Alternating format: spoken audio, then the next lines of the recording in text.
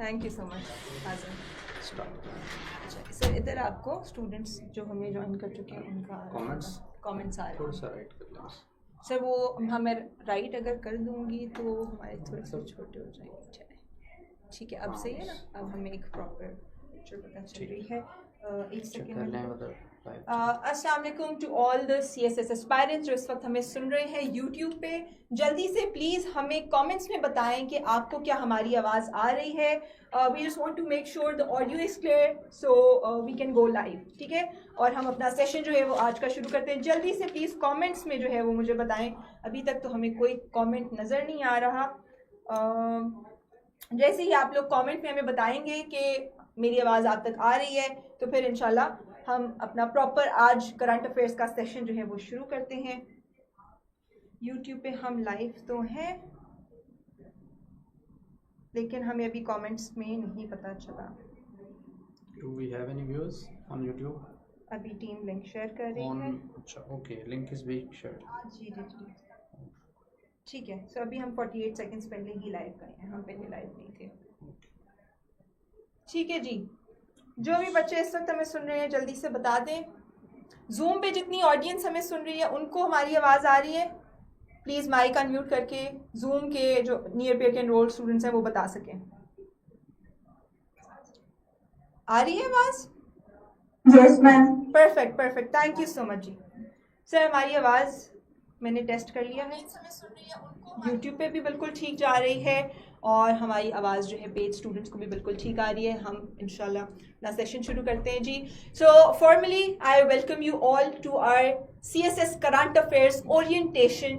इस क्लास में current affairs की तैयारी हमने कैसे शुरू करनी है, क्या रिसोर्सेज यूज़ करने हैं, क्या स्ट्रैटेजी होनी चाहिए, 2025 का एग्ज़ाम कैसा था, उन तमाम चीज़ों के ऊपर जो है वो सर ज़ुहैब अहमद अंजुम जो कि आपके करंट अफेयर्स के इंस्ट्रक्टर है नियर पेयर पे, he will be answering all your questions. और आज पूरी की पूरी स्ट्रैटेजी जो है आप लोगों के साथ शेयर की जाएगी। जो बच्चे हमें जूम पे सुन रहे हैं please unmute your mics and have a discussion with sir Zuhaib जब भी वो आपको कहें कि जी आप लोग पार्टिसिपेट करें, आप लोग अपने क्वेश्चंस दें। और जो बच्चे हमें यूट्यूब पे सुन रहे हैं, यस यूट्यूब के ऊपर सर कॉमेंट्स हमारे पास आना शुरू हो गए। जो बच्चे हमें यूट्यूब पे सुन रहे हैं वो भी कमेंट्स के अंदर जो है वो बताएं जो भी आप लोगों के क्वेश्चंस हैं। Now is the time, current affairs की तैयारी शुरू करने जा रहे हैं हम फॉर्मली, तो अभी ही अपने जो भी क्वेश्चंस कंफ्यूजन्स हैं वो लाजमी क्लियर कर लें। अस्सलाम वालेकुम sir, thank you so much for joining us. आप अपने बिजी स्केड्यूल से टाइम निकाल के आए हैं और इंशाल्लाह हमारी आज पहली क्लास है और इंशाल्लाह आगे बहुत सारी क्लासेस जो है बच्चों के साथ होती रहेंगी। आप सर अगर ब्रीफली बता सके आज के सेशन में क्या क्या चीज़ें बच्चों के साथ हम डिस्कस करने जा रहे हैं। वालेकुम सलाम, thank you very much for the opportunity. आज का जो सेशन है वो हमारे करंट अफेयर्स की पहली ग्रैंड ओरिएंटेशन है। आज के सेशन में मैं आपको करंट अफेयर्स के लिए FPSC आपसे क्या रिक्वायर करता है वो आपको बताऊंगा। फिर आपको ये बताऊंगा कि करंट अफेयर्स की तैयारी की आपने क्या स्ट्रेटजी रखनी है अपनी, यानी आपकी प्रिपरेशन स्ट्रेटजी क्या होनी चाहिए।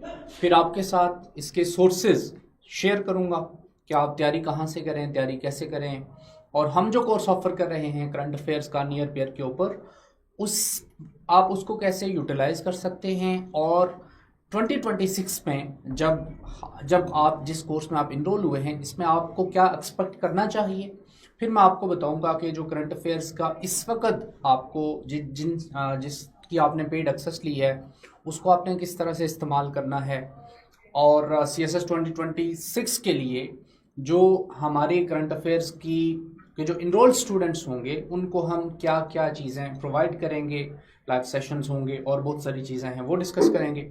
साथ में आपसे CSS 2025 का जो करंट अफेयर्स का पेपर था उसको ब्रीफली डिस्कस करूंगा और आपके तमाम सवालात जो भी आपके करंट अफेयर्स की तैयारी से रिलेटेड हैं वो मैं आपसे लूंगा और उनका जवाब दूंगा। तो ये हमारा फॉर्मेट होगा। Perfect sir, thank you so much. आप सेशन शुरू करें, I will take a leave, over to you now. Thank you so much everyone, good luck. Thank you. So let's start जी। अस्सलाम वालेकुम everyone, this is Zuhaib Ahmed Anjum. I am sure के some of you guys might know me जो पहले CSS के attempts देते रहे हैं। ब्रीफली मैं अपने बारे में बताता चलूँ चूँकि 2026 के जो स्टूडेंट्स हैं उनके साथ आज मेरा पहला फॉर्मल इंट्रोडक्शन है। I am Zuhaib Ahmed Anjum and मैंने CSS 2017 में दिया था. That was my first attempt and I landed into Pakistan administrative services. So right from 2018 मैं करंट अफेयर्स पढ़ा रहा हूँ और CSS के मुख्तलिफ सब्जेक्ट्स पढ़ाता हूँ. सो करंट अफेयर जो है that is purely my subject. मैं समझता हूँ कि 6-7 साल से मैं सब्जेक्ट को पढ़ा रहा हूँ और ये एक ऐसा सब्जेक्ट है which is very close, which is very near to my heart. तो इसमें मैं स्टूडेंट्स को गाइड करता रहा हूँ ओवर द ईयर्स और मेरी यही अटेम्प्ट होगी कि 2026 के लिए जो स्टूडेंट्स भी मुझे देख रहे हैं, सुन रहे हैं या जिन्होंने हमारे सेशन को ज्वाइन किया है, उनकी तैयारी बेहतरीन अंदाज में करवा सकूं और at par with what is required from a CSS aspirant, उस लेवल तक आपकी तैयारी करवा सकूं. तो आज का जो ओरिएंटेशन सेशन है इसको मैं स्टार्ट करता हूं. सबसे पहले जो है वो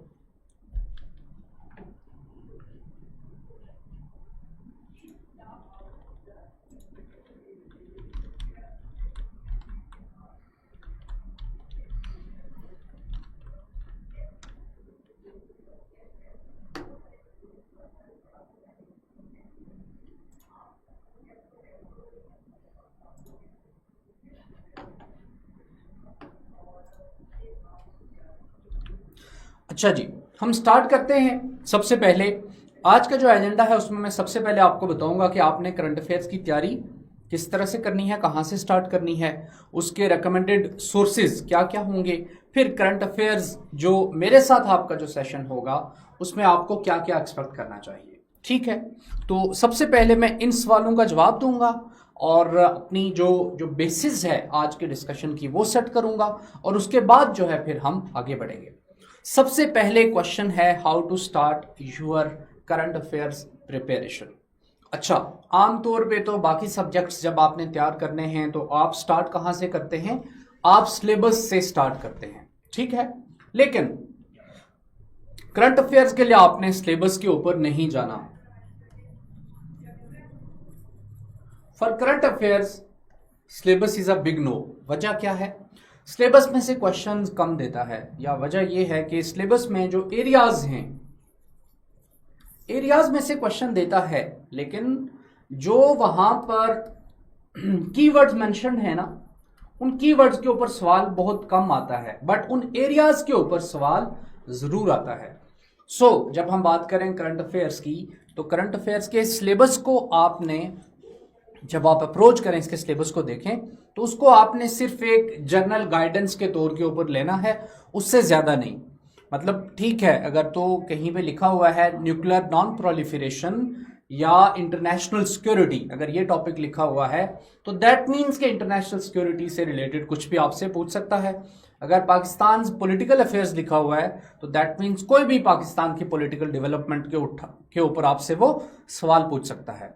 अगर आप करंट अफेयर्स का टॉपिक का सिलेबस देखोगे तो जिस तरह से टॉपिक है एथनिसिटी, यह आपको शायद सिलेबस में नजर ना आए. अगर आप करंट अफेयर्स का पेपर देखोगे तो आपको शायद ये लफ्ज ब्रिक्स का लफ्ज नजर ना आए, आपको शायद SEO का लफ्ज नजर ना आए. मींस बहुत सारी ऐसी टर्म्स जो आप पेपर में आप देखेंगे वो आपको सिलेबस में नजर नहीं आएंगी. सो मैं यही बात कर रहा था कि कीवर्ड्स शायद आपको पेपर में ना मिलें. सो पहली बात कि करंट अफेयर्स के लिए सिलेबस आप जरूर देखें, लेकिन सिर्फ एक आइडिया के लिए कि कौन कौन से एरियाज से मुझसे सवाल पूछ सकता है वो. तो यस, आपने फोकस आपका एरियाज के ऊपर होना चाहिए. अच्छा, अब मैं आता हूं how to start your current affairs preparation. Students, अगर मैं बिल्कुल ही एक लेमैन को बताऊं तो मैं हमेशा रिकमेंड करता हूं कि स्टार्ट विद अ न्यूज़पेपर. एक सोर्स जो है या एक तरीका जो है वो है starting with a newspaper. Newspaper नहीं पढ़ना, अभी वोकेबलरी अच्छी नहीं है, लैंग्वेज समझ नहीं आती, और न्यूज़पेपर एक रिपोर्ट पढ़ते हुए आधा घंटा या घंटा लग जाता है, और 2 घंटे पढ़े तो टोटल 2 आर्टिकल पढ़े और समझे, तो फिर तैयारी नहीं होगी डेफिनेटली. फिर उस सूरत में क्या करें, how to start your current affairs. फिर उस सूरत में आप ये करें कि आप स्टार्ट करें मेरे वीडियो लेक्चर्स से, फ्रॉम वीडियो लेक्चर्स से, जो कि आपको आज वेबसाइट के ऊपर मैं दिखाऊंगा. आप उन वीडियो लेक्चर्स से स्टार्ट करें, क्योंकि ये जो वीडियो लेक्चर्स हैं ये वीडियो लेक्चर्स आपको जो रिकॉर्डेड लेक्चर्स हैं हमारे, वो उसमें आपको हर चीज़ एक्सप्लेन मैं कर देता हूँ। तो आप वहाँ से स्टार्ट कर सकते हैं, उसमें आपको टॉपिक कंप्लीट मिल जाएगा। न्यूज़पेपर से अगर आप पढ़ेंगे तो आपको टॉपिक आधा मिलेगा या उसकी कोई छोटी सी डायमेंशन मिलेगी। अच्छा, न्यूज़पेपर से पढ़ के करंट अफेयर्स की तैयारी में तकरीबन आपको 3 से 4 महीने की प्रॉपर रीडरशिप अगर हो, प्रॉपरली आप रीड करें उसको over the course of 3 to 4 months, तो फिर आपको न्यूज़पेपर की तैयारी से करंट अफेयर्स सेंस बनाने लगते हैं। ठीक है, तो इस बात का ध्यान रखना है सबसे पहले कि अगर करंट अफेयर से तैयार कर रहे हैं तो आप ये बात माइंड में रखें कि it would take you 3 to 4 months। But अगर ग्राउंड जीरो से स्टार्ट करना है, आज बिल्कुल सिफर से स्टार्ट कर रहे हो, तो start with video lectures, recorded lectures, जो आपको वेबसाइट के ऊपर मैं आगे दिखाऊंगा। तो करंट अफेयर्स की तैयारी आपने यहां से स्टार्ट करनी है। अच्छा, अब अगली बात, ठीक है, तैयारी स्टार्ट करनी है, आगे क्या करना है? आगे ये करना है कि एक लेना है रजिस्टर, एक रजिस्टर ले लिया, 2 रजिस्टर ले लिए, या शीट्स बना ली, या पेपर इस्तेमाल कर लिया। ठीक है, एक रजिस्टर लेना है, बटर शीट्स भी, आप बड़ी शीट्स भी इस्तेमाल कर सकते हैं, और आप आम जो A4 पेपर होते हैं, फेयर पेपर्स, खाली पेपर्स, उनको इस्तेमाल कर सकते हैं। बाजार से पेपर्स का आपने रिम ले लिया, वहां से इस्तेमाल कर सकते हैं। This is up to you, कोई भी आप तरीकाकार उठाएं। अब आपने फर्ज किया एक टॉपिक उठाना है। अब टॉपिक करंट अफेयर्स के लिए ना, हर साल में करंट अफेयर्स के 25 to 30 to 40 के करीब टॉपिक्स होते हैं। मिसाल के तौर पे हमारा टॉपिक है water issues.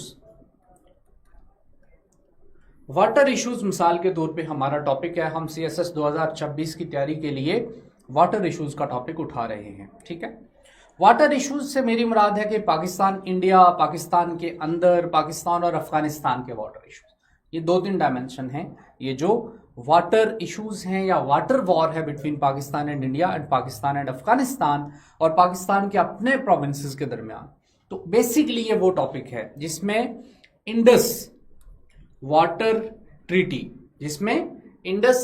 Treaty, water apportionment accord, और इसके अलावा इंडस रिवर सिस्टम अथॉरिटी, और पाकिस्तान और इंडिया के दरमियान पानियों की जो तकसीम है, वाटर डिस्ट्रीब्यूशन का जो है वो मैटर इसमें फॉल करता है।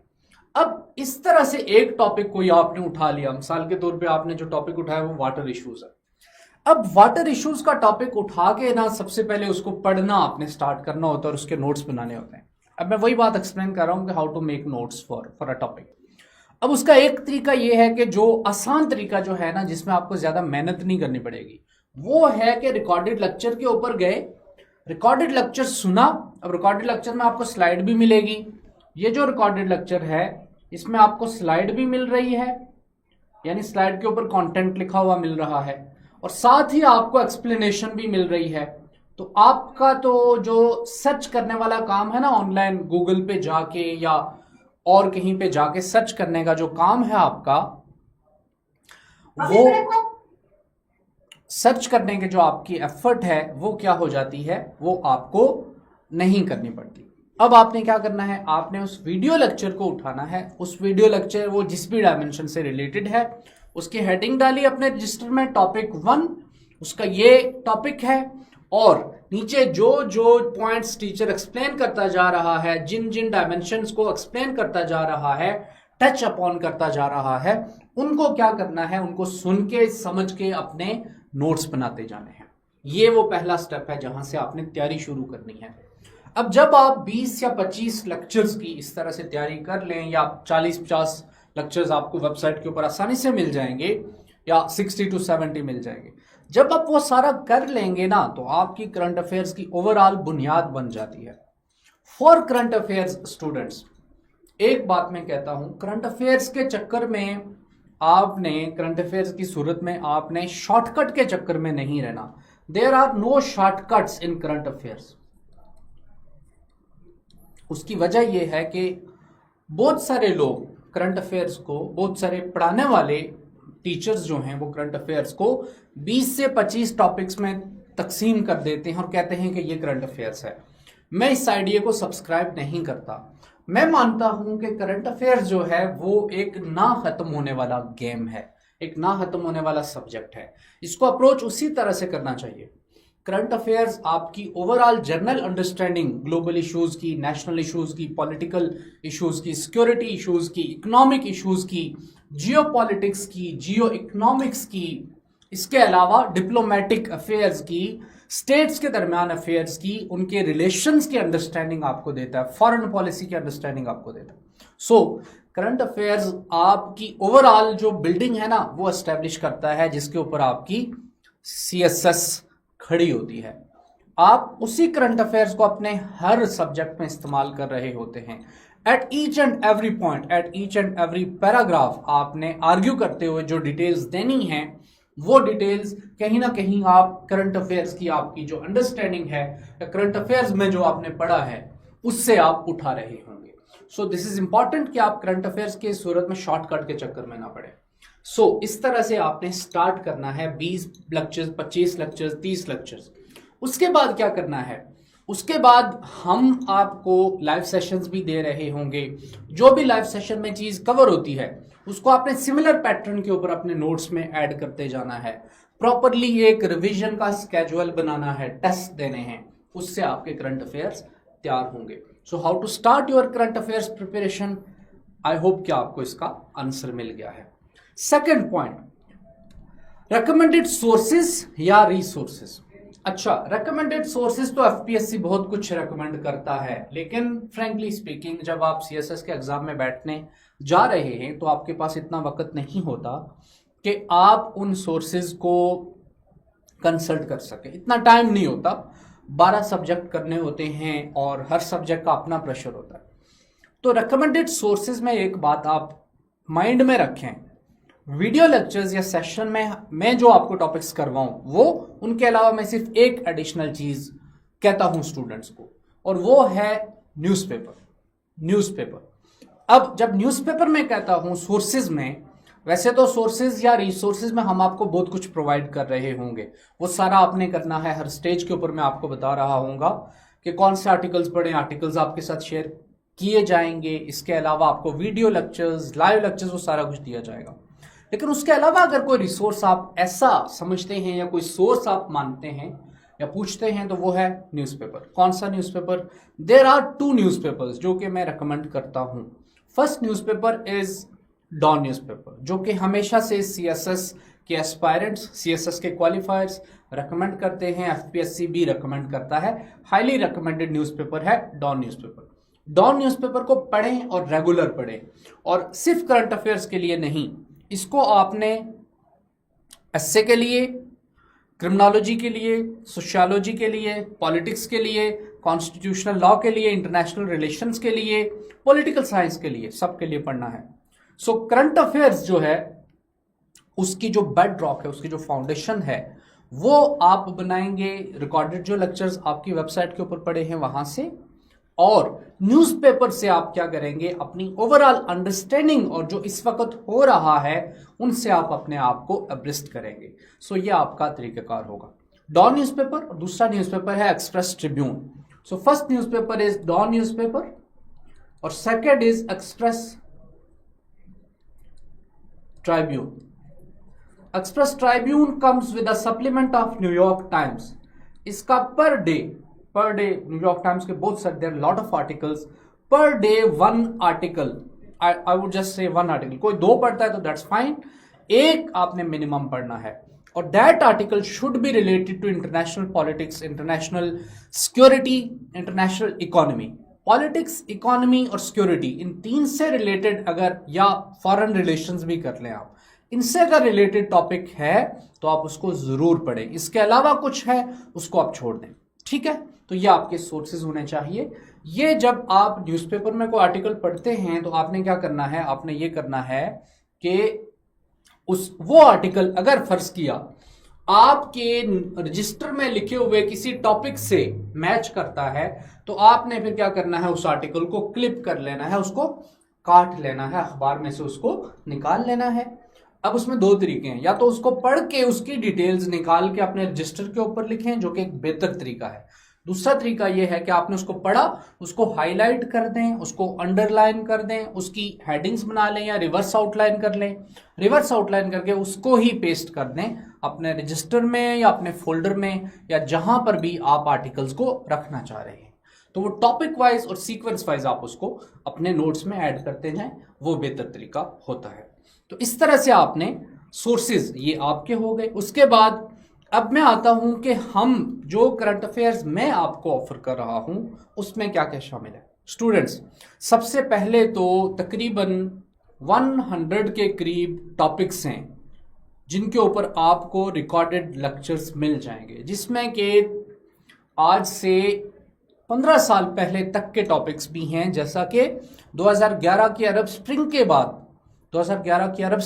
बाद सारे के सारे मिडिल ईस्ट में क्या हुआ वो भी आपको इन रिकॉर्डेड लेक्चर्स में मिल जाएगा। और साथ ही आपको इसराइल और जो पैलेस्टाइन के दरमियान कॉन्फ्लिक्ट है या कश्मीर कॉन्फ्लिक्ट है उसका तमाम बैकग्राउंड मिल जाएगा, उनकी तमाम लेटेस्ट वॉर्स की भी डिस्कशन आपको मिल जाएगी। सो ये जो रिकॉर्डेड लेक्चर्स हैं ये इतनी बड़ी रिपोजिटरी है नॉलेज की कि अगर आप इसको थरोली अगर आप इसको देखें, इसको समझें और इससे अगर आप सीखने की कोशिश करें तो आपको बाकी किसी सोर्स को कंसल्ट करने की ज़रूरत नहीं है। और ये बात मैं बड़ी ही अथॉरिटी के साथ कह रहा हूं। बट आपने अपने आप को इसके ऊपर लिमिट नहीं करना, हमेशा चीज़ों को अपडेट करने की ज़रूरत होती है। और हम भी अपडेट करते हैं अपने लेक्चर्स को और आपको भी रिकमेंड करूंगा कि आप अपने आप को ज़रूर अपडेट रखें। लेकिन ये जो लेक्चर्स हैं इनसे आपने स्टार्ट करना है। इसमें China Pakistan economic corridor, belt and road initiative, Taiwan का जो इशू है उसके ऊपर लेक्चर्स हैं। इसके अलावा मिडल ईस्ट के ऊपर लेक्चर्स हैं, मुख्तलिफ जो दुनिया में इकोनॉमिक कॉरिडोर्स हैं उनके ऊपर लेक्चर्स हैं, जियो पॉलिटिक्स के ऊपर लेक्चर्स हैं, सेंट्रल एशियन रिपब्लिक्स के ऊपर लेक्चर्स हैं, चाइना के ऊपर लेक्चर्स हैं, इंडिया के ऊपर लेक्चर्स हैं, यूएस के ऊपर लेक्चर्स हैं। मुख्तलिफ मुल्कों में, सारी दुनिया में जो डिबेट्स, मेजर डिबेट्स जो आपकी करंट अफेयर्स से कंसर्न करती हैं वो इसमें शामिल हैं। उसके बाद स्टूडेंट्स 2026 में और इससे पहले भी हमारा ये पैटर्न था कि हम हर 10 दिन या 2 वीक्स में एक लाइव सेशन करते हैं जो जूम के ऊपर पेड स्टूडेंट्स के लिए होता है। इस लाइव सेशन का फॉर्मेट ये होता है कि ये तकरीबन 1 आवर और 30 मिनट्स का ये सेशन होता है, followed by question and answer session.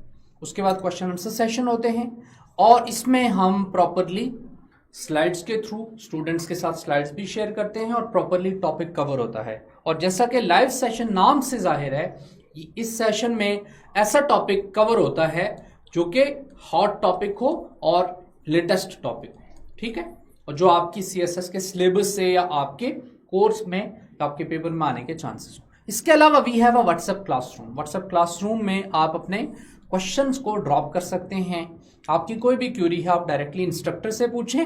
इस व्हाट्सएप ग्रुप को मैं और नियर पियर के काउंसलर जो है वो हम इसको मैनेज कर रहे होते हैं, इसको कंट्रोल कर रहे होते हैं। तो इसमें मुख्तलिफ टाइम्स के ऊपर अपडेट्स शेयर होती हैं। इसके अलावा आपके साथ रिसोर्सेज, आर्टिकल्स वगैरह इसमें शेयर होते हैं।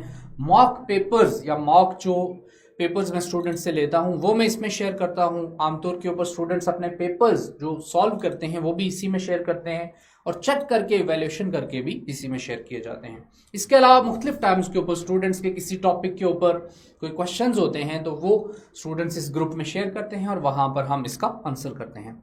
इसके अलावा पास्ट पेपर्स की डिस्कशन, आपने अगर वेबसाइट एक्सप्लोर की है या जो पेड स्टूडेंट हैं उनको पता होगा कि पिछले 5 सालों की करंट अफेयर्स के पास्ट पेपर्स के सॉल्यूशंस आपको नियर पियर और वेबसाइट के ऊपर आपको मिल जाते हैं, जिसमें मुकम्मल सॉल्व्ड आंसर्स आपको उन क्वेश्चंस के मिलते हैं। तो ये जो है वो एक एडेड डायमेंशन है कि हम पास्ट पेपर्स की डिस्कशन करते हैं और आपको उनके आंसर्स बताते हैं। जैसे 25 का जो आपका पेपर आया उसकी जो डिस्कशन है और उसके जो सोल्यूशन है वो हम आपको प्रोवाइड करेंगे। इसके अलावा स्टूडेंट्स 2 मार्क्स आमतौर के ऊपर मैं लेता हूँ, 2 पेपर्स साल में, एक अगस्त या अक्टूबर या सितंबर में होता है, दूसरा जो है वो नवंबर एंड या दिसंबर में होता है। ये 2 मार्क्स में लेता हूँ और ये पेपर मैं खुद सेट करता हूँ और टफ पेपर होते हैं और इनके बाद हम स्टूडेंट्स को इवैल्यूएशन भी ऑफर करते हैं। इसके अलावा दरमियान में कहीं पे किसी स्टूडेंट को ये लगे तैयारी के दौरान कि मुझे कोई ड्राफ्ट चेक करवाना है, मैं कोई गलती कर रहा हूं, कोई उसने पेपर अटेम्प्ट किया और स्टूडेंट इंस्ट्रक्टर का फीडबैक चाहता है, तो all you have to do कि आप अटेम्प्ट करें और ग्रुप में शेयर करें, उसका हम आंसर करते हैं। ये आप यहाँ पर देख सकते हैं कि व्हाट्सएप ग्रुप हमारा किस तरह से ऑपरेट करता है। ठीक है, जैसे CSS 2026 का हमारा जो करंट अफेयर्स का ग्रुप है वो एक्टिव हो चुका है और इसमें हमारे स्टूडेंट्स हैं और इस तरह से इंस्ट्रक्टर इसमें लाइवली फीडबैक आपको देता है। इंस्ट्रक्टर 24 आवर्स अवेलेबल होता है। ठीक है, और इसमें जो स्टूडेंट्स इनरोल्ड हैं वो इस ग्रुप को ज्वाइन कर सकते हैं और उनको एक्सेस होती है कि आप डायरेक्टली कोई भी क्वेश्चन है, कोई भी पॉइंट आप डिस्कस करना चाह रहे हैं, कोई आर्ग्यूमेंट आप डिस्कस करना चाह रहे हैं, आप अपने को ड्राफ्ट शेयर करना चाहते हैं, आपको कोई चीज़ तंग कर रही है, कोई चीज़ समझ नहीं आ रही, तो वो आप पूछ सकते हैं। तो ये जो है वो व्हाट्सएप क्लासरूम का ये मकसद होता है और ये विद इन 24 आवर्स आपको आपके क्वेश्चन का आंसर मिल जाता है। मैं तो इंस्टेंटली फौरन ही जवाब दे देता हूँ। ठीक है, अब हम आते हैं CSS 2025 के पेपर के ऊपर। CSS 2025 के पेपर के कुछ क्वेश्चंस, एक दो क्वेश्चंस मैं डिस्कस करूंगा आपके साथ ताकि आपको आइडिया हो कि हम किस तरह से चीज़ों को लेके चलते हैं। ठीक है, और करंट अफेयर्स में हम क्या क्या डायमेंशंस और किस किस तरह से कवर करते हैं। सबसे पहले तो स्टूडेंट्स मैं आपको ये बात बता दूं कि पिछले 2-3 सालों में, in the past 2 to 3 years, जो करंट अफेयर्स का जो पेपर आ रहा है अब वो स्पेसिफिक से जेनेरिक की तरफ आ रहा है। अच्छा, स्पेसिफिक मैं उसको कहता हूं जो बहुत ही स्पेसिफिक टॉपिक हो। मिसाल के तौर पे नेशनल काउंटर टेररिज्म अथॉरिटी के ऊपर अगर सवाल आ जाता है या नेशनल एक्शन प्लान के ऊपर सवाल आ जाता है तो ये एक स्पेसिफिक क्वेश्चन है। ठीक है, या नेक्टा के ऊपर अगर सवाल आ जाता है तो this is a specific question. But एक जेनेरिक क्वेश्चन वो होता है जो किसके ऊपर आएगा, जो टेररिज्म के ऊपर आएगा। एक जेनेरिक क्वेश्चन वो होता है जो पाक अफगान या पाक US रिलेशंस के ऊपर आएगा या पाकिस्तान की फॉरेन पॉलिसी जैसी ब्रॉड टर्म के ऊपर क्वेश्चन आएगा। ठीक है, अब मैं ये नहीं कह रहा कि इन जेनेरिक टर्म्स में या जेनेरिक सेंस में जो क्वेश्चंस आ रहे हैं इनमें स्पेसिफिक डायमेंशंस वो नहीं पूछता, डेफिनेटली पूछता है, आपको लिमिट करता है। लेकिन जो एक नैरो स्कोप का पेपर है वो पिछले 2-3 सालों से नैरो स्कोप का पेपर वो सेट नहीं करा, वो जेनेरिक सा पेपर सेट कर रहा है। और ये बात मैं आपको बता दूं स्टूडेंट्स, जो एक स्पेसिफिक पेपर होता है या जो नैरो स्कोप वाला पेपर होता है उसमें स्कोर करना आसान होता है, और जेनेरिक जो पेपर होता है जिस तरह से कि CSS 2025 का पेपर है इसमें स्कोर करना बहुत मुश्किल होता है। वजह क्या है, क्योंकि जेनेरिक पेपर में हर सवाल के ऊपर तकरीबन हर स्टूडेंट के पास नॉलेज होता है। मिसाल के तौर पे दहशतगर्दी, मिसाल के तौर पे पावर्टी एलिविएशन, मिसाल के तौर पे पाकिस्तान की इकोनॉमिक क्राइसिस, मिसाल के तौर पे पाकिस्तान की डेमोक्रेसी का क्राइसिस, इस तरह के जो टॉपिक्स हैं जो जनरल नेचर के हैं वो सारे स्टूडेंट्स को तकरीबन आते होते हैं या स्टूडेंट्स को लग रहा होता है कि हमें आता है ये टॉपिक, और सारे लिखते हैं, एक जैसी बातें लिखते हैं। रिजल्टेंटली स्कोर क्या आता है, स्कोर आता है कम। So that results in low marks, जिसकी वजह से करंट अफेयर्स में फिर स्कोर कम आता है। तो जब जेनेरिक किस्म का, ये बात याद रखें, जेनेरिक जो पेपर होता है उसके लिए आपको जो नॉलेज बेस चाहिए होती है वो स्पेसिफिक से ज़्यादा चाहिए होती है। अब मैं इस पॉइंट को एक्सप्लेन कर दूं थोड़ा सा।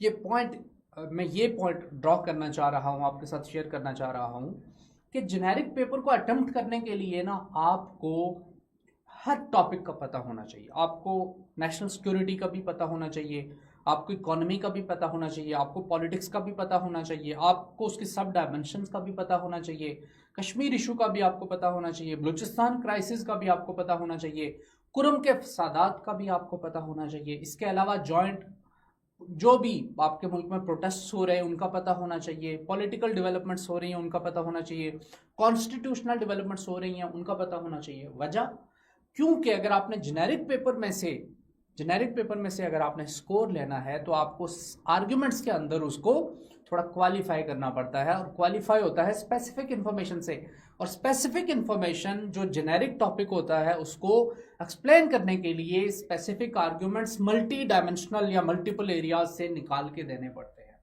That requires a larger breadth and larger depth of knowledge, जो कि मुश्किल काम होता है। तो CSS में अब जो पेपर्स आ रहे हैं, जैसे 25 का पेपर है, ये देख के आसान लगता है लेकिन ये हकीकत में टफर पेपर है। इस तरह के पेपर में स्कोर करना बहुत मुश्किल होता है।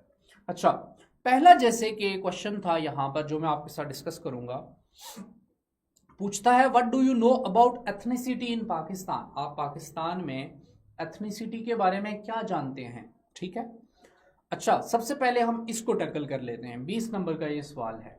पहला कंपोनेंट है उसका what do you know about ethnicity in Pakistan. आपको क्लियरली पता है कि पाकिस्तान में मल्टीपल एथनिक ग्रुप्स हैं। पाकिस्तान एक मल्टीकल्चरल और एक डाइवर्स सोसाइटी है जहां पर मुख्तलिफ एथनिसिटीज़ हैं, मुख्तलिफ ट्राइब्स हैं। मिसाल के तौर पे अगर हम स्टार्ट करें KP से, तो KP में आपको पता है कि पश्तून्स हैं, फिर पश्तून्स में भी आगे वेरियस ट्राइब्स हैं। तो KP को अगर आप ओवरऑल भी, अगर आप खैबर पख्तूनख्वा को एक एथनिसिटी डिक्लेयर कर दें, या खैबर पख्तूनख्वा में जो पश्तून पॉपुलेशन है उनके अगर आप वेरियस सेगमेंट्स उठा के देखें तो आपको पता है कोई अफरीदी है, कोई खटक है, कोई यूसुफजई है। So there are lot of tribes, और जो डिफरेंट ट्राइब्स हैं उनकी ओरिएंटेशंस डिफरेंट हैं। बाज़ जो ट्राइब्स होंगे वो आप देखेंगे, या बाज़ एथनिसिटीज़ होंगी।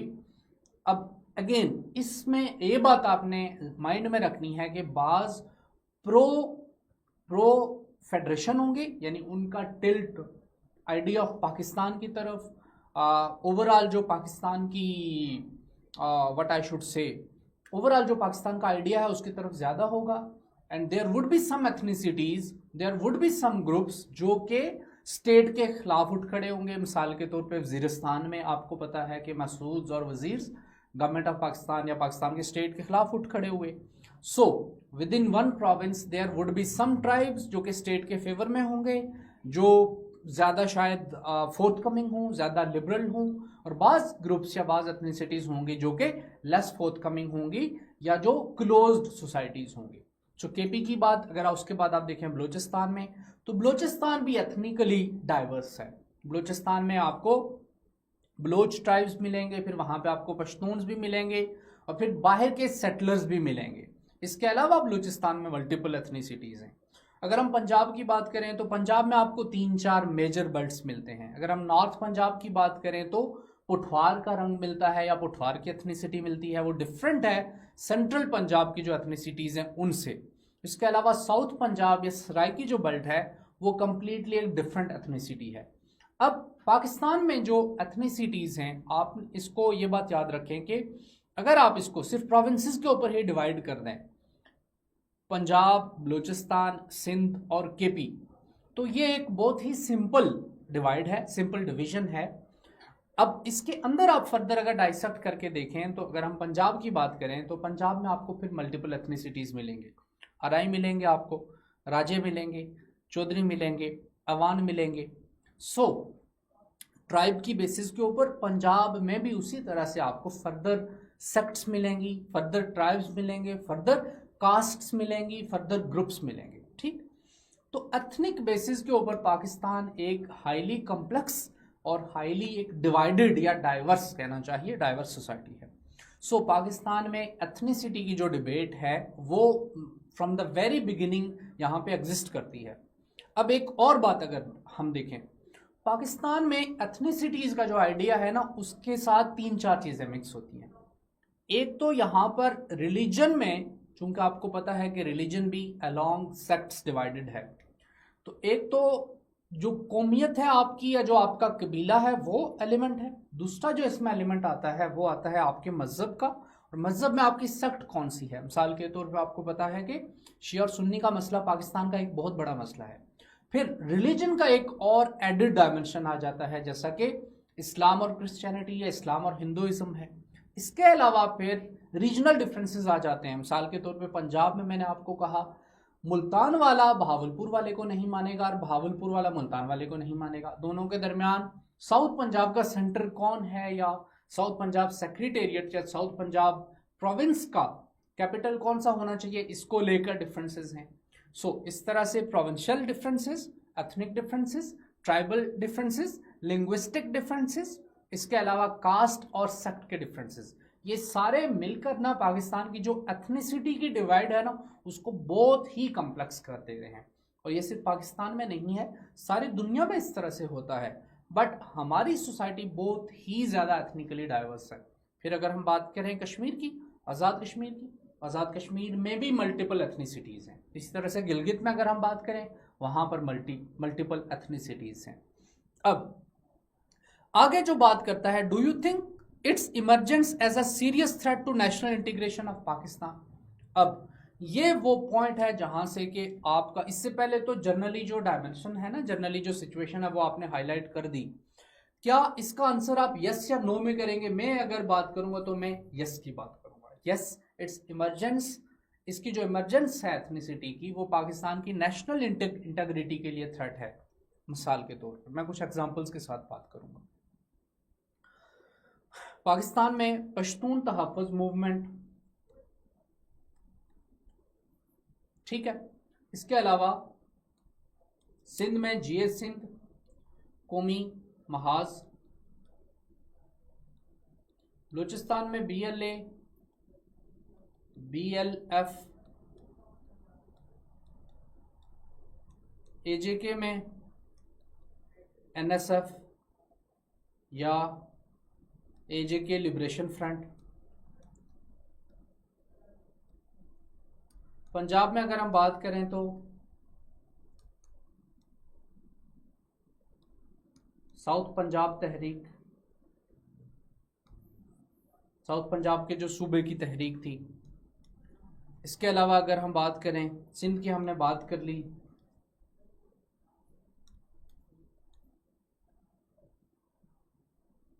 पीटीएम केपी से हो गई, और बलूचिस्तान में अब बलोच यकजहती कौंसिल भी है। अच्छा, ये बात आपने माइंड में रखनी है कि नॉट नेसेसरीली ये जो ग्रुप्स हैं या जिन जिन जमातों का मैंने नाम लिखा है, नॉट नेसेसरीली ये सिर्फ अपनी एथनिसिटी की बेस के ऊपर पॉलिटिक्स करती हैं, बट इनकी जो पॉलिटिक्स हैं उनमें जो एथनिसिटी का जो एलिमेंट है ना वो एक बहुत ही इंपॉर्टेंट फैक्टर है। मिसाल के तौर पे अगर हम बात करें बलोच यकजहती कौंसिल की, तो बलोच यकजहती कौंसिल बलूचिस्तान के या बलोच जो एथनिसिटीज़ हैं या जो बलोचीज़ हैं उनके राइट्स की बात करेंगे। इसी तरह से अगर हम बात करें आज़ाद कश्मीर में, for instance joint Awami action committee है। अब जॉइंट अवामी एक्शन कमेटी के साथ एसोसिएटेड सम ग्रुप्स लाइक मैंने जैसे नेशनल स्टूडेंट्स फेडरेशन है या लिबरेशन फ्रंट है। अब ये वो ग्रुप्स हैं जो कि जम्मू कश्मीर की जो नेशनलिटी है, कश्मीरी नेशनलिटी, उसकी बेस के ऊपर अपना केस आर्ग्यू करते हैं। एंड एट सम पॉइंट या बाज़ दफ़ा वो जो केस है वो पाकिस्तान के आइडिया के साथ या स्टेट ऑफ पाकिस्तान का जो आइडिया है, स्टेट ऑफ पाकिस्तान का आइडिया क्या है? सिंध, पंजाब, केपी, बलूचिस्तान, आज़ाद कश्मीर या कश्मीर और गिलगित बल्तिस्तान, ये मिलके क्या बनाते हैं? ये मिलके बनाते हैं Pakistan. This is idea of Pakistan, ठीक है। अब जो मैंने ये मल्टीपल ग्रुप्स लिस्ट किए हैं, ये ग्रुप्स, इनमें से बाज़ ग्रुप्स एट सम पॉइंट उनके जो व्यूज़ हैं वो फेडरेशन के कॉन्सेप्ट के साथ या पाकिस्तान के कॉन्सेप्ट के साथ क्लैश करते हैं। और ये वो पॉइंट है जहाँ से प्रॉब्लम पैदा होती है नेशनल इंटीग्रेशन की। मिसाल के तौर पे अगर पाकिस्तान का झंडा किसी एक सूबे में या किसी एक एरिया में जलाया जाता है या उतारा जाता है या उसको अब्यूज़ किया जाता है, उसको डिसेक्रेट किया जाता है, तो दैट इज़ समथिंग जो कि नेशनल इंटीग्रेशन के लिए थ्रेट है। अगर कैंट में अटैक होता है, फॉर इंस्टेंस बन्नू में अटैक हुआ, कैंट में अगर अटैक होता है तो there is some serious problem. Jaffar train express का अटैक हुआ, दैट शोज कि बलूचिस्तान में कुछ ऐसी प्रॉब्लम है, and part of that problem is due to this ethnic link, ये एथनिसिटी की वजह से पार्ट ऑफ द प्रॉब्लम है। तो यस, आप बड़ी आसानी के साथ आर्ग्यू कर सकते हैं कि जो इशू है एथनिसिटी का पाकिस्तान में, वो पाकिस्तान की नेशनल इंटीग्रेशन के लिए थ्रेट है। पश्तून तहफ़्फ़ुज़ मूवमेंट की अगर बात करें, उन्होंने पाकिस्तान के आइडिया के साथ उन्होंने उनका जो रेजिस्टेंस का या उनके जो अपने राइट्स को हासिल करने के लिए जो तरीक़ेकार है वो डिफरेंट है उससे जो कि BLA या BLF करता है, उससे डिफरेंट है। उनकी आर्म स्ट्रगल है या उनकी रेबेलियन है आप कह लें या इंसर्जेंसी है, वो एक डिफरेंट तरीक़ाकार है। और पश्तून तहफ़्फ़ुज़ मूवमेंट का तरीक़ाकार डिफरेंट है। सो हर ग्रुप का तरीक़ाकार डिफरेंट हो सकता है, बट ये जो ग्रुप्स हैं या ये जो ऑर्गेनाइजेशंस हैं या इनको आप पॉलिटिकल विंग्स कहें या मिलिटेंट विंग्स कहें, ये जो ग्रुप्स हैं ये अपना केस रीजनलिज्म की बेस के ऊपर या प्रोविंशियलिज्म की बेस के ऊपर या लैंग्वेज की बेस के ऊपर या एथनिसिटीज़ की बेस के ऊपर आर्ग्यू करते हैं। ठीक है, तो डेफिनेटली अगर ये इस बेसिस के ऊपर आर्ग्यू करते हैं, मिसाल के तौर पे ईस्ट पाकिस्तान का जो हमसे अलहदा होना था वो किसकी बेसिस पे था? वो इस बेसिस पे था कि जो बंगालीज हैं there are different ethnicity, there are different nation. अब हम जब बात करते हैं पाकिस्तान में, याद रखें द कॉन्सेप्ट ऑफ जो कॉन्सेप्ट है एथनिसिटी का वो है in contravention to the concept of nationalism. Pakistan में जब हम नेशनलिज्म की बात करते हैं तो यहाँ पर नेशनलिज्म इज पाकिस्तानियत, नॉट पंजाबियत या नॉट सिंधीज़म या नॉट बलोचिज़म या कोई रीजनल। हम कश्मीरी नहीं है, पंजाबी नहीं है, सिंधी नहीं है, बलोची नहीं है, ठीक है, वो सारी हमारी आइडेंटिटीज़ हैं। बट जब हम पाकिस्तान के आइडिया की बात करते हैं ना या पाकिस्तानी नेशनलिज्म की बात करते हैं तो वो ये है कि भाई हम सारे पहले पाकिस्तानी हैं। बट जब आप एथनिक बेसिस के ऊपर जाते हैं तो आप कहेंगे कि नहीं, हम पाकिस्तानी पहले नहीं हैं, हम पहले बलोच हैं या कश्मीरी हैं या सिंधी हैं या पंजाबी हैं। अच्छा, अब इसमें आपने ये बात माइंड में रखना है कि ये सारी एकेडमिक डिस्कशन है और एकेडमिक डिस्कशन में, हालांकि ये डिस्कशन है बड़ी कंट्रोवर्शियल, लेकिन एकेडमिक डिस्कशन में एज फॉर एज आप कोई ऐसी बात नहीं करते जो कॉन्स्टिट्यूशन के खिलाफ जाती हो, या आप एक मॉडरेट बात करते हैं और एक लर्नर्ड बात करते हैं तो दैट्स फाइन, कोई इसमें प्रॉब्लम नहीं है। ठीक है, तो इस तरह से ये एक डेफिनेटली एक थ्रेट है पाकिस्तान के नेशनल इंटीग्रेशन के लिए। साल के तौर पे पाकिस्तान में जो एथनिसिटी की डिवाइड है दैट इज रैप्ड इन प्रोविंशियलिज्म, एक बात। दूसरा, कुछ इसके लिए जो मैंने पॉइंट्स निकाले थे दैट वो मैं आपके साथ शेयर कर रहा हूँ। How is it a threat या why is it a threat. दूसरा, ये पाकिस्तान की फेडरेशन की इंटेग्रिटी को थ्रेटन करती है। दिस कैन बी आर्ग्यूड, ये बड़ी आसानी के साथ आर्ग्यू किया जा सकता है।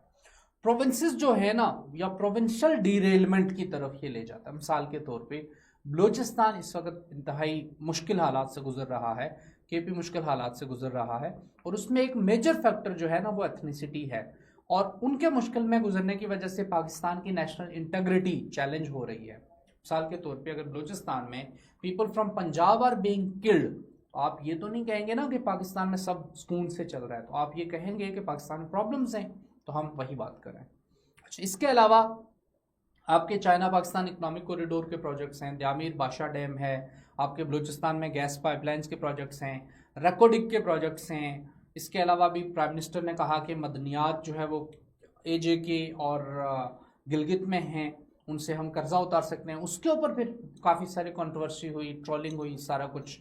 तो दैट रिफ्लेक्ट्स के भाई हमारी फॉल्ट लाइंस एग्जिस्ट करती हैं और इसको मैं समझता हूँ कि अगर इस डिस्कशन के कॉन्टेक्स्ट में देखें तो पाकिस्तान में फॉल्ट लाइंस का ना मर्जर है, यानी हमारी multiple fault lines are merging here.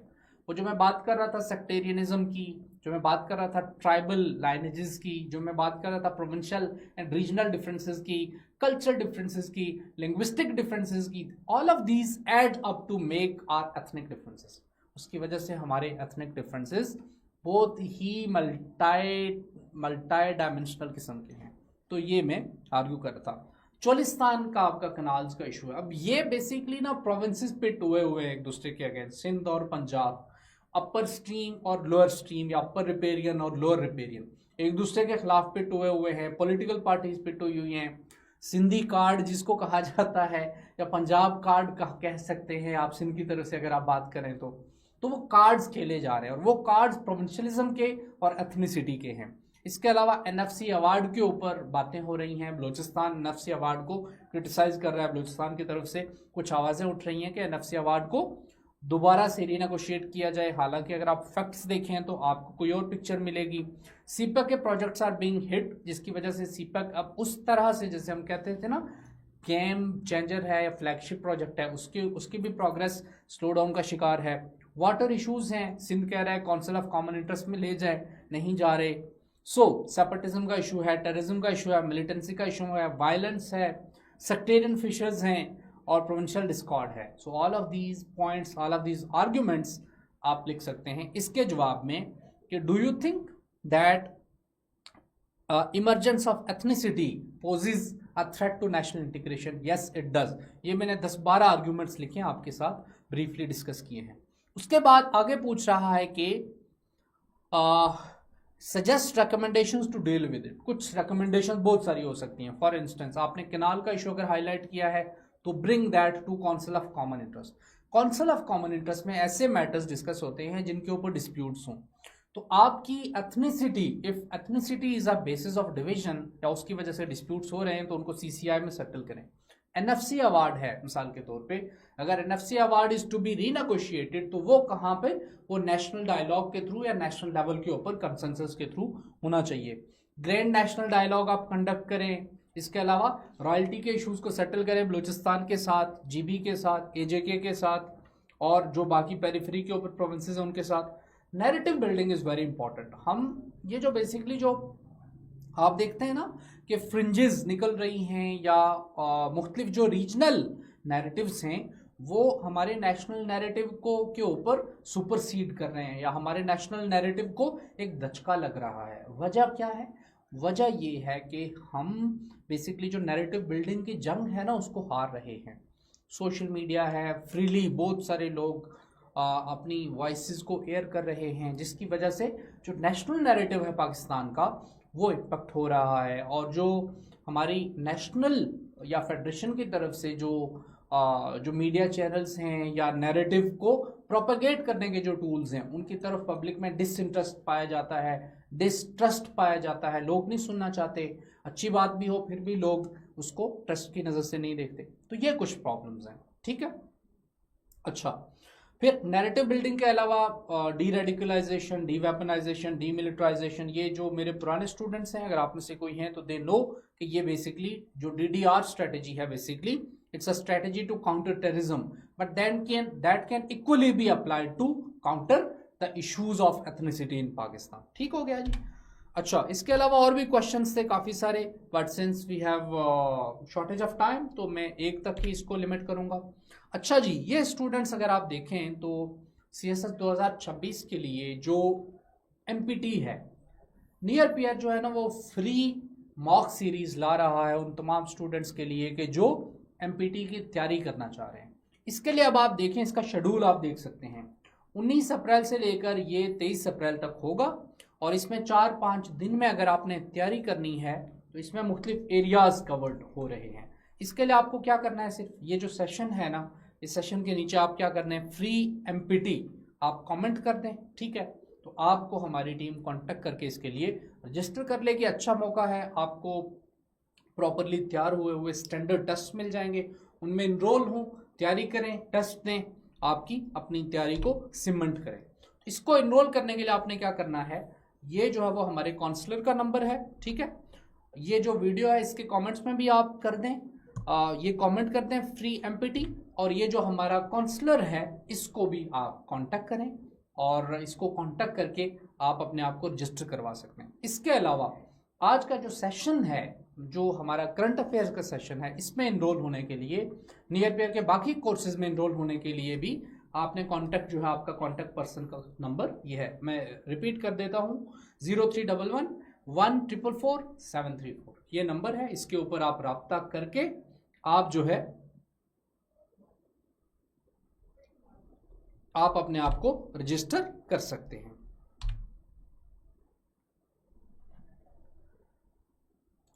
अच्छा जी, अब जो है स्टूडेंट्स मैं आपको ले चलूंगा वेबसाइट के ऊपर और आपको बताऊंगा कि जो मेरा कोर्स है करंट अफेयर्स का उसमें आपको क्या क्या मिलेगा. ठीक है, आई एम श्योर कि आपके साथ जो है वो मेरी जो वेबसाइट है जो कोर्स की वो आपके साथ शेयर हो रही है. अच्छा, इसमें अगर आप देखें तो सबसे पहले इसमें मुख्तलिफ मॉड्यूल्स बने हुए हैं. ठीक है, मुख्तलिफ मॉड्यूल्स बने हुए हैं. सबसे पहले अगर हम देखें तो मैं बॉटम से शुरू करूंगा. देयर इज वन मॉड्यूल जिसमें हम संडे डिस्कशन सेशंस हमने यहाँ पे ऐड किए हैं. संडे डिस्कशन सेशन का हमारा मॉड्यूल ये था कि हमारी टीम में से एक मॉडरेटर या इंस्ट्रक्टर या मैं खुद संडे के संडे उससे पहले स्टूडेंट्स को एक टॉपिक हम दे देते थे और स्टूडेंट से हम एक्सपेक्ट करते थे कि वो उस टॉपिक को तैयार करेंगे और तैयार करने के बाद हम संडे को एक जूम सेशन के थ्रू उस टॉपिक के ऊपर डिस्कशन करते थे और ये एक बड़ा प्रोडक्टिव सेशंस होते थे जिनसे अच्छी तैयारी स्टूडेंट्स की हो जाती थी। तो आप संडे को डिस्कशन सेशन जो हैं वो आपको यहाँ पे इससे पहले जो हुए पिछले साल के लिए वो आपको यहाँ पे मिल जाएंगे। अच्छा, current affairs content for context. अब ये वो टॉपिक्स हैं जो कि आपके बैकग्राउंड बनाते हैं, जो कि नॉट नेसेसरीली CSS 2026 के लिए इंपॉर्टेंट हैं, बट ये आपकी जनरल नॉलेज के लिए, आपकी मुख्तलिफ टॉपिक्स की अंडरस्टैंडिंग के लिए ये कुछ लेक्चर्स हैं जो कि इस मॉड्यूल में शामिल हैं। मिसाल के तौर पे इकोनॉमिक सर्वे ऑफ पाकिस्तान का आपको यहाँ पे वीडियो लेक्चर्स दिया हुआ है। Will Pakistan provide basis to US opportunities of and way forward for merger of districts, so FATA का मर्जर और इस तरह के जो टॉपिक्स हैं जो 2-3 साल पहले के CSS में थे वो हमने एक current affairs content for context, यानी कि आपने अगर अपना कॉन्टेक्स्ट बैकग्राउंड मुख्तलिफ टॉपिक्स का जो पहले डिस्कशंस चलती रही हैं या जो पाकिस्तान के नेशनल इश्यूज से रेलिवेंट हैं वो अगर आपने देखना है तो वो आप यहाँ पे एक्सेस कर सकते हैं। उससे ऊपर आप देख सकते हैं कि हमारा लाइव सेशंस हैं। ये लाइव सेशन का मॉड्यूल है जिसमें जो भी लाइव सेशन होता है वो हम यहाँ पर उसकी रिकॉर्डिंग अपलोड करते हैं। सऊदी ईरान रेप्रोशमा के ऊपर हुआ, इसराइल पैलेस्टाइन कॉन्फ्लिक्ट के ऊपर हुआ 92 मिनट्स का। फिर repatriation of undocumented Afghan refugees, आपको पता है कि इस साल भी अफगान रेफ्यूजीज की रिपेट्रिएशन हो रही है। उनका जो इलीगल फॉरेनर्स रिपेट्रिएशन प्लान था उसके ऊपर ये डिस्कशन है 69 मिनट्स की। Gaza war UN budget 2024-25 current affairs mock discussion, mock हमने एक सेट किया था उसकी डिस्कशन है। Gaza war, Red Sea crisis, power sector crisis, Taiwan crisis, Gaza peace deal, Gaza Bangladesh revolution, Pak India relation, Pak Afghan relation, terrorism and TTP। So there are various dimension, various topics जो कि हम discuss करते हैं। यहाँ पर अगर आप देखें करंट अफेयर्स के नोट्स आपको साथ साथ मिल जाते हैं, जो भी हम टॉपिक कवर करवाते हैं उनके नोट्स और उनके माइंड मैप्स बने हुए आपको मिल जाते हैं। उसके अलावा 2000 कुछ इससे ऊपर के जो 4-5 मॉड्यूल्स हैं ये 2025 के जो हॉट फेवरेट मॉड्यूल्स थे वो यहाँ पर आपको मिल रहे हैं, जिनमें से new world order and multipolarity था, ग्लोबल ऑर्गेनाइजेशंस की डिबेट थी, G7, B3W, expansion of SCO, expansion of G7 and new world order, expansion of BRICS और SCO के ऊपर क्वेश्चन भी आया था 2025 में। फिर global democracy and governance, liberal democracy in डोलड्रम्स, ये एक टॉपिक हमने कवर किया था। ग्लोबल कॉन्फ्लिक्ट और सिक्योरिटी रिजीम के ऊपर 5 लेक्चर्स हैं। जियोपॉलिटिक्स ऑफ इकोनॉमिक कॉरिडोर के ऊपर 2025 के लिए हॉट टॉपिक था, 4 लेक्चर्स इसके ऊपर थे। मिडल ईस्टर्न थिएटर के ऊपर 3 lecture, Saudi Iran normalisation, Saudi Iran rapprochement और अरब इसराइल रिलेशंस। CPEC के ऊपर 4 लेक्चर्स 2025 के लिए थे। Pakistan diplomatic landscape, Pakistan security landscape 3 lectures, Pakistan social landscape 3 lectures, Pakistan economic landscape, political and constitutional landscape of Pakistan और current issues which are relevant to CSS 2025। इसमें आप देख लें कि मुख्तलिफ टॉपिक्स हैं, जैसे बेल्ट एंड रोड इनिशिएटिव है, टेररिज्म का टॉपिक है, इस्लामोफोबिया का टॉपिक है, हाइब्रिड वॉर्स का टॉपिक है, जियो स्ट्रेटजीज का टॉपिक है, South Asia, Pak China relations, foreign policy of Pakistan, Abraham Accord, globalisation and what not. इसके अलावा जी ऑल अबाउट नॉलेज मॉड्यूल में ये वो मुख्तलिफ टॉपिक्स के ऊपर ये वो वीडियो लेक्चर्स हैं जो कि फ्री हैं। China Pakistan economic corridor, middle east, Kashmir issue, democracy in Pakistan, water crisis in Pakistan, national security of Pakistan, east Pakistan and Balochistan, FATF and economic issues, corruption in Pakistan, education in Pakistan, global affairs, Palestine issue. जो मैं आपसे बात कर रहा था कि अब जो पेपर्स बन रहे हैं वो जेनेरिक पेपर्स बन रहे हैं। अब उन जेनेरिक पेपर्स का जो है उनको अटेम्प्ट करने का और उनको हैंडल करने का जो तरीक़ाकार है वो ये है कि आप की जो तैयारी है तैयारी ब्रॉडर हो आपकी। दैट मीन्स कि आपको बहुत सारे टॉपिक्स के बारे में नॉलेज होना चाहिए। और ये जो वीडियो लेक्चर्स हैं कुछ फ्री हैं कुछ पेड हैं। ये अगर आप इनको एक दफ़ा देख लें सारों को तो आपकी सीएसएस की तमाम नॉलेज बेस करंट अफेयर्स के लिए और बाकी सब्जेक्ट्स के लिए बन जाएगी। सो आज के सेशन में अब तक मेरी तरफ से जो चीज़ें डिस्कस होनी थी वो मैं डिस्कस कर चुका हूँ। Now I will open the house for question and answer session. पहले हम जूम से स्टार्ट करेंगे। जूम के ऊपर जिन स्टूडेंट्स ने हमें ज्वाइन किया हुआ है वो अपने आप को अनम्यूट कर सकते हैं और अपनी क्यूरी पूछ सकते हैं, अपना क्वेश्चन पूछ सकते हैं, हम उसका जवाब देंगे। और उसके बाद फिर हम यूट्यूब से जो लोग हमें लाइव देख रहे हैं उनके हम क्वेश्चंस का आंसर करेंगे।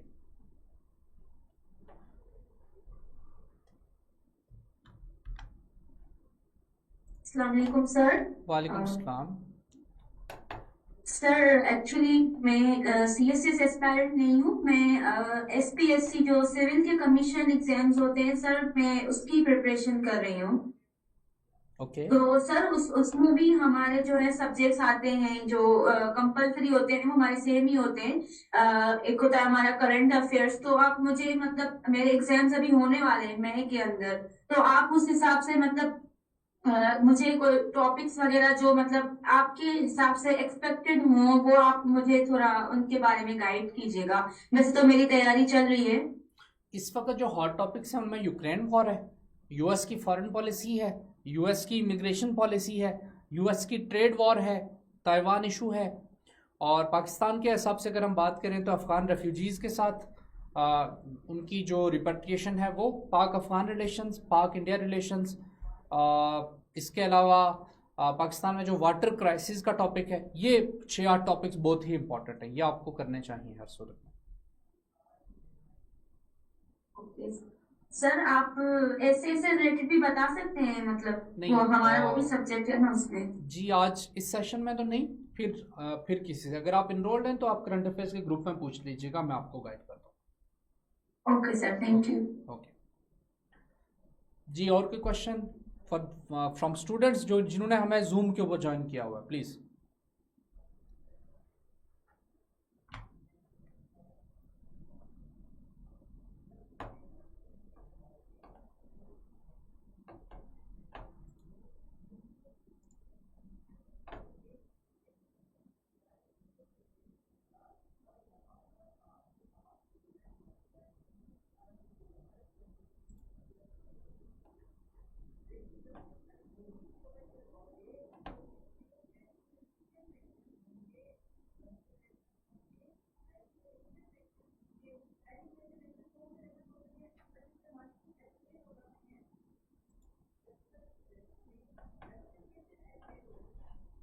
अस्सलाम वालेकुम सर। जी वालेकुम सलाम। सर मेरा क्वेश्चन ये था कि जो अभी हमें तो सारे वीडियो मिले हुए हैं जो विजुअल स्टूडेंट्स हैं हम, तो वीडियोस बहुत सारी हैं, मतलब 12 सब्जेक्ट्स हमने कवर करने हैं। तो उसके लिए आप हमें गाइड करते जाएंगे कि ये क्वेश्चन अभी कंप्लीट करें या उस हिसाब से या खुद ही जी हमें जी सारे जी करने जी, पड़ेंगे? हमारा जो आमतौर पे ना उसका तरीकाकार ये होता है कि हम आपको प्रॉपरली स्केजुअल देते हैं। आमतौर पे 3 महीने का या 4 महीने का मैक्सिमम हमारा तैयारी का स्केजुअल होता है, जिसमें हम प्रॉपरली आपको बताते हैं कि इस वीकेंड के ऊपर आपने ये टॉपिक्स, ये 2 लेक्चर्स करने हैं और किस किस तरह से आपने अपनी प्रोग्रेस को कंटिन्यू करना है और ट्रैक कैसे करना है, तो वो बिल्कुल हम करते हैं। इसके अलावा साथ साथ जो लेक्चर्स होते जाते हैं या नई वीडियोज़ हम ऐड करते जाते हैं, जैसे रिकॉर्डेड सेशंस होते हैं और इसके अलावा लाइव सेशंस आपके होते हैं, तो वो जब जब हो रहे होते हैं तो साथ आपने अपने आप को अपडेट करना होता है। बाकी जो मैंने आपको ऑल अबाउट नॉलेज का मॉड्यूल दिखाया है और कुछ ऐसा कंटेंट है जो कि सीएसएस की जनरल अंडरस्टैंडिंग के लिए है, वो आप कभी भी बैठ के देखें। और चूंकि ये जो 10-12 सब्जेक्ट्स की आपकी बात है, ये बात ठीक है, लेकिन अभी आपके पास पूरा साल पड़ा है अटेम्प्ट में, तो अभी आपको ये सारे इन्हीं महीनों में आपको देख लेने चाहिए, क्योंकि ये आपको बहुत ज़्यादा हेल्प करेंगे।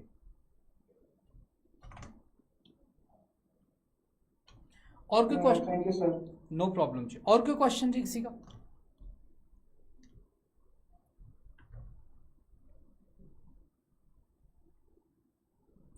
अच्छा, अब हम सर जी वालेकुम सलाम। वालेकुम सलाम। सर मेरा क्वेश्चन ये है कि अगर हम एक वीडियो वॉच करें कंप्लीट, हम उसको आपका पूरा एक सेशन लेते हैं, हाँ हाँ उसके बाद हम कौन से सोर्सेज कंसल्ट करें अपने नोट्स बनाने के लिए? फॉर एग्जांपल जिस तरह मैंने आपका सीपैक का लेक्चर ले लिया, हाँ।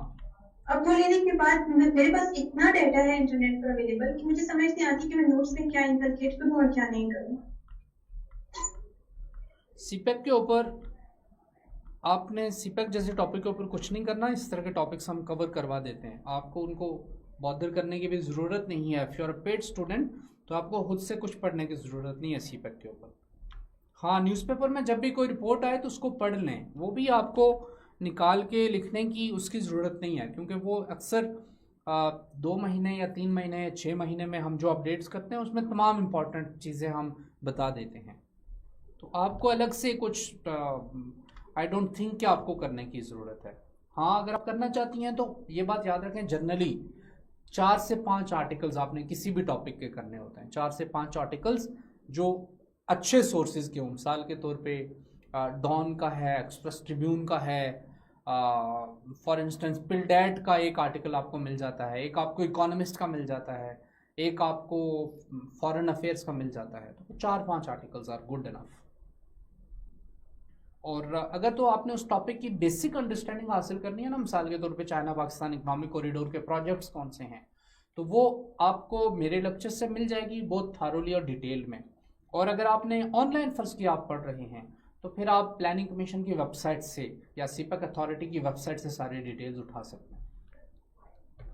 फिर आप ऑफिशियल वेबसाइट के ऊपर जाएं, वो बेहतर होती है हमेशा। अब हम कुछ क्वेश्चन जो हैं वो यूट्यूब से उठाते हैं। How can we prepare for MPT इतना जल्दी? महक फातिमा का सवाल है। एमपीटी की तैयारी आपकी होती रहती है साथ साथ, तो आपको एटलीस्ट बैठना तो चाहिए ना, आपको आइडिया हो जाएगा कि आप कितने पानी में हैं। और अगर आपके फर्ज किया 40 नंबर आए तो आपको पता चल जाएगा कि आप बिल्कुल इनिशियल लेवल के ऊपर है। अगर 70-80 आ रहे हैं तो आपको पता है आपकी तैयारी मॉडरेट लेवल के ऊपर है, कितनी मेहनत करनी है। तो अपने आप को असेस करने के लिए आप इसको कर सकती हैं। शेख अजाजील का सवाल है, माय क्वेश्चन इज डॉन को आज की डेट से स्टार्ट करना है तो पिछले जितने भी न्यूज़पेपर्स हैं पिछलों को भूल जाएं, उनको शॉर्ट में प्रिपेयर करने की ज़रूरत नहीं है आपको। अगर आप आज से डॉन शुरू करें, स्टार्ट फ्रॉम नाउ, पिछले की ज़रूरत इसलिए नहीं है क्योंकि डॉन का ये पैटर्न है या बाकी न्यूज़पेपर्स का भी कि एक टॉपिक के ऊपर मिसाल के तौर पे रिपोर्टिंग कॉन्स्टेंटली हो रही है, हर 2 हफ्ते के बाद उसके ऊपर कोई रिपोर्ट आ जाती है, जैसे सीपैक है या पाकिस्तान की फाइनेंशियल पॉलिसी है या SIFC है, उसके ऊपर जो नेक्स्ट रिपोर्ट्स आती हैं ना उनमें पिछलों का ओवरलैप दिया होता है या वही बातें या उनका जो बैकग्राउंड है वो डिस्कस किया होता है। तो आपको अलग से पढ़ने की ज़रूरत नहीं पड़ती कि पिछले न्यूज़पेपर खोल के पढ़ने लगे, आपको ये काम करने की ज़रूरत नहीं है।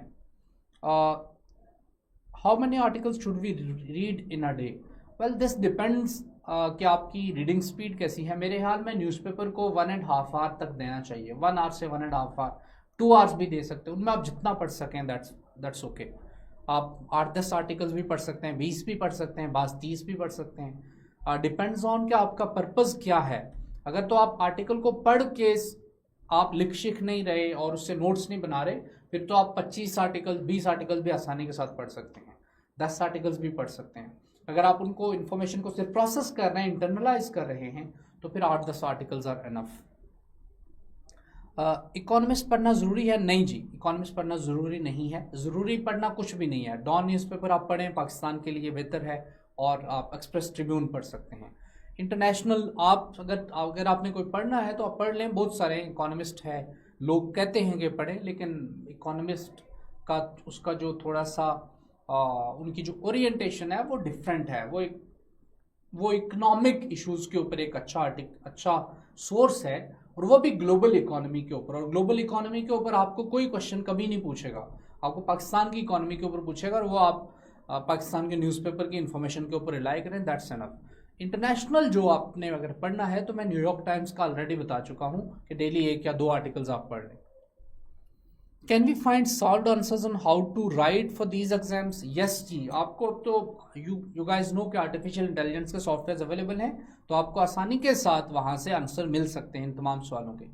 एमपीटी का जो टेस्ट है वो MCQs पर होगा? यस, MCQs टेस्ट होगा जी। नोट्स आर नेसेसरी, यस जी, notes are very necessary. Notes आपको रिवीजन में हेल्प करते हैं और एटलीस्ट आपके पास एक ट्रैक होता है कि मैंने क्या करना है, क्या नहीं किया, क्या क्या करना है, क्या नहीं करना, और क्या किया है और रिवाइज किसको करना है। तो notes are important. Notes from Dawn are necessary, नहीं, डॉन से नेसेसरी नहीं है, बट आई वुड रिकमेंड कि अगर आप वीडियो लेक्चर से नोट्स बनाते हैं तो ज़रूर बनाएं। Syllabus should be cover to clear the MPT, how much syllabus. वैसे एमपीटी के लिए आपको पता ही है कि वो अक्सर सिलेबस से बाहर से ही उठाता है वो। उसके लिए बेहतर यह है कि आप online sources, websites, encyclopaedias, general knowledge के पास्ट पेपर्स, उनसे तैयारी करें बजाय इसके कि आप सिलेबस को तैयार करें।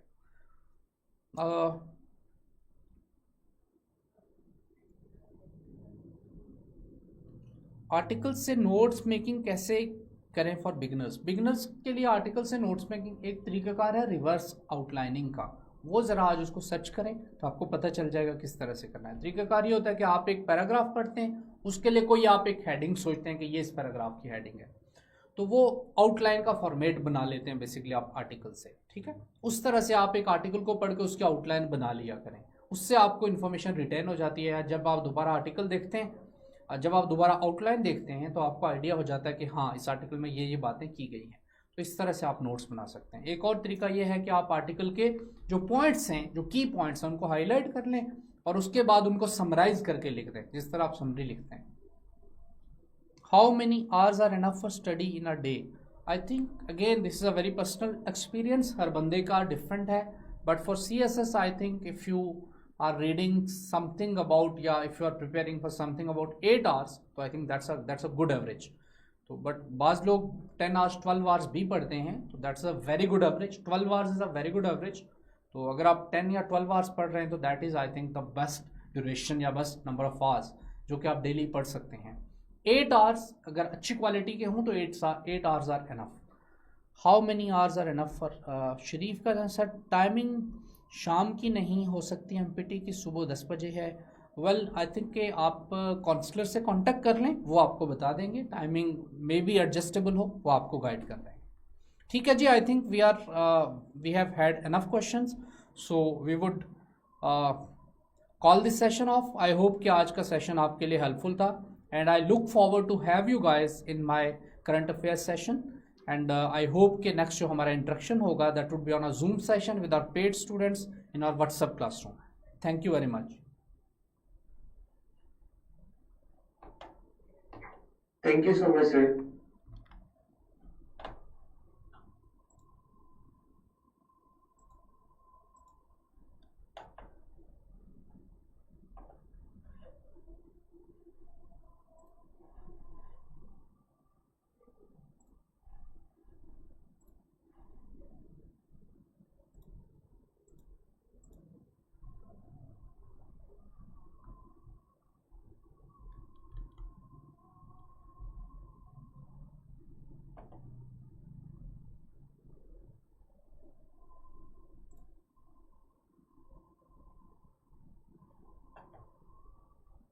Sir, I have a question.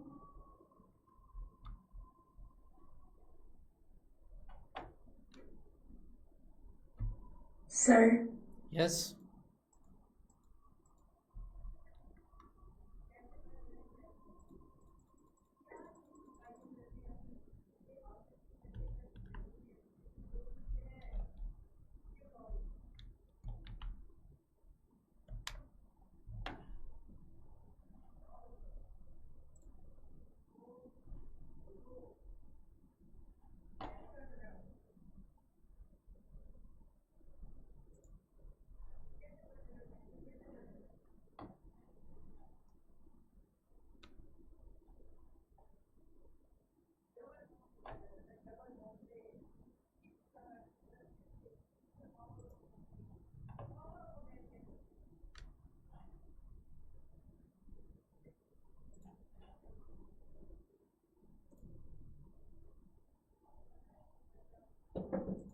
आ जाए, स्ट्रीमिंग बंद कर दें। हाँ स्ट्रीमिंग।